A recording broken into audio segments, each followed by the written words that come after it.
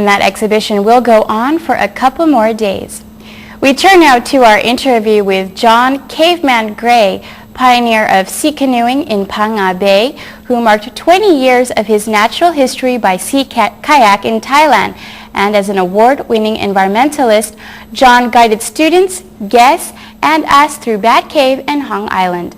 We asked John inside a beautiful cave about current environmental issues. Out here, actually came first in January 1989, and it's been quite a run, very interesting and exciting.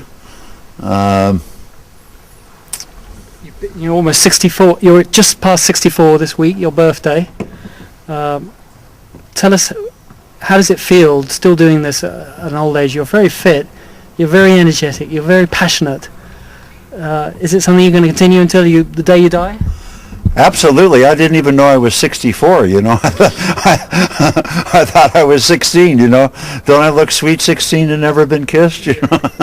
No, time and birthdays absolutely means nothing to me, and all that counts is my heart still feels young, and I'm going to keep going as long as I keep going. You're working in a beautiful environment. Here we are in the hall of the Hong Island in Phang Nga Bay, visited by so many tourists on sea canoes now. What you started has blown up into a huge industry. Do you think it's overdeveloped? There are too many? Well, probably, but I think that the most important thing is we have to have standards and awareness, and the people that go into kayaking should be kayakers, not just some businessman that thinks it's a cool way to make money. I think that we could handle the load if people were properly briefed when they were coming out here, and they knew not to have a party in the lagoons. You know, we're coming here to appreciate and protect perfect nature. I think that it would be nice to see some standards with the guides. They should at least know how to hold the paddle. But on the other side, a conservative estimate since I've started, just in Phuket alone, is about 20 billion baht has come into Phuket from the sea canoeing industry. It's really sea kayaking, by the way, and that's definitely a good thing. You know, it's nice to help put Phuket on the map. Nice to see people say they're coming to Phuket because they want to go on our trip, and it's a good thing to see prosperity. I love to see prosperity in the developing world, and so that's a good thing. But on the downside, I think we could do a lot more to appreciate and protect the nature. It's getting pretty dark here, but you've taken us to another really dark place, the Bat Cave.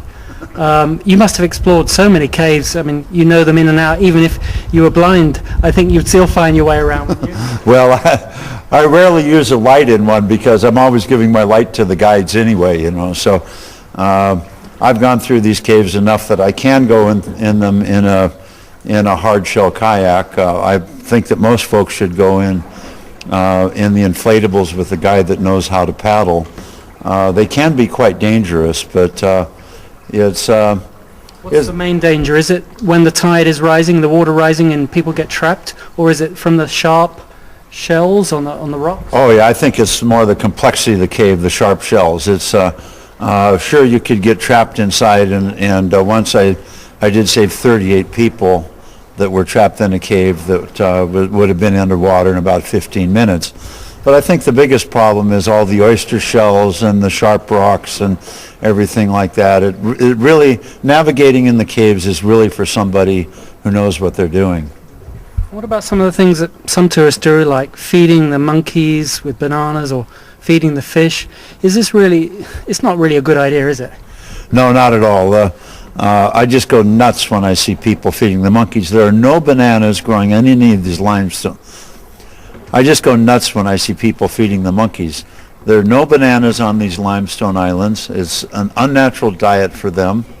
A lot of times the monkeys will get in a fight, and one will get its arm broken. That's a death sentence. It's going to die a slow, painful death because somebody threw a banana up on the wall and the monkeys fought over it and somebody broke their arm. Is this perhaps why we're not seeing so much wildlife? Have you noticed a trend? Is there less natural wildlife? Well, this island, this is Koh Hong. It's one of the two islands that's frequented so much by the canoeing companies. And about 10 years ago, there used to be 500 monkeys on this island. But they just got so tired of the noise and the high volume. One day they just swam over to the other island and they said goodbye. We're tired of it. They could get off. On Koh Phanok, it's so big. There's probably about 900 monkeys there. I'd say about 30 families over there. And sometimes they come down. Yesterday we had a beautiful sighting. Nobody was feeding them. Basically, I talked to them and they came down to say hello. One of their relatives, of course. There used to be a lot of monitor lizards as well, and even crocodiles, you said once. Yeah. Well, the crocodiles were all hunted out before I got here. But you never know whether there's one still left here. They're still way up in the back of the mangroves up by Phang Nga town. But we should be here. The whole concept of sustainable tourism and ecotourism is to protect and appreciate a spot, and we should be here enhancing the place instead of destroying it. But there's still a lot of bird nest farming and obviously shrimp farming on the mainland, but bird nest farming in particular, is that good for the environment, taking away the nests of natural birds?